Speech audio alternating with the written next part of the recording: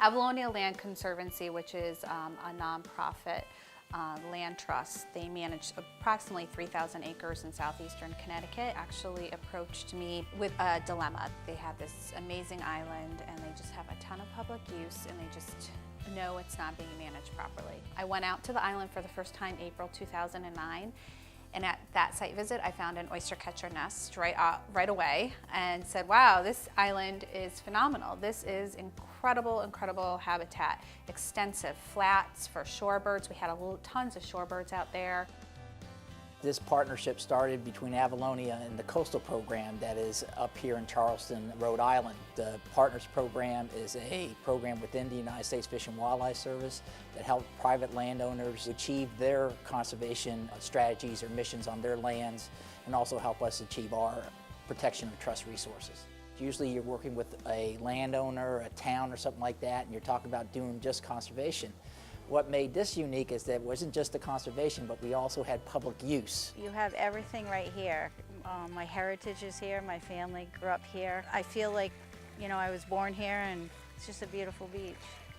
And that made this really unique, and that's what I think our office, who is part of the refuge system, have a lot of experience working with the public. This island is really challenging actually in the community. It's known as the Wild West. People basically can do whatever they want, have been able to do whatever they want on this really sensitive island. These birds have been nesting out there, and with all the public use, the nests were getting destroyed. So we had a number of public meetings. We asked the people what did they do on the island, what did they want to continue doing on the island. We looked at where they historically used the island.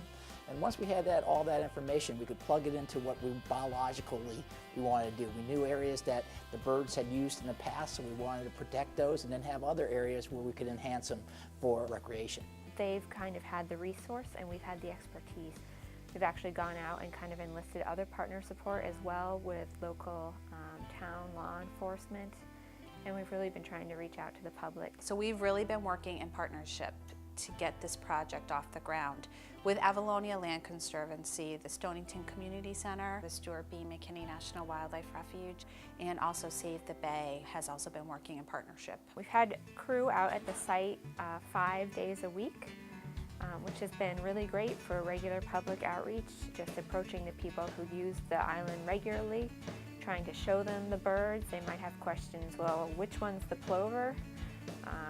And it really makes a difference just to take a few minutes, answer those questions, and really try to let them appreciate the birds. I spend a lot of time talking to the public when I'm out here, and everyone that I've come across has been really, really supportive. You know, they're really interested to know how the birds are doing, and so for us to show them the species, I definitely lend my binoculars out to them all the time to look at chicks, and people have been supportive. I think they really appreciate that there's so many birds using this island. I love to watch them. I love their little attitudes, and I like how they steal your potato chips. I respect, the birds and nestings and all that stuff, which is big to me, but some people not. We come out here and tell someone the rules, and they don't always have the most positive reaction.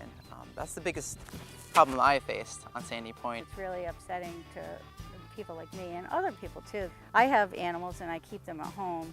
I don't feel that they should bring them to the beach and let them run around just to go to the bathroom, because they don't put them on a leash and they go running after the seagulls and the other birds, and it's very disturbing. As we got more birds onto the island, people became more curious and wanted to know what that big bird was with the orange bill, and you told them about the oyster catcher and how great parents they were, and I really felt personally attached, I feel like, to that pair.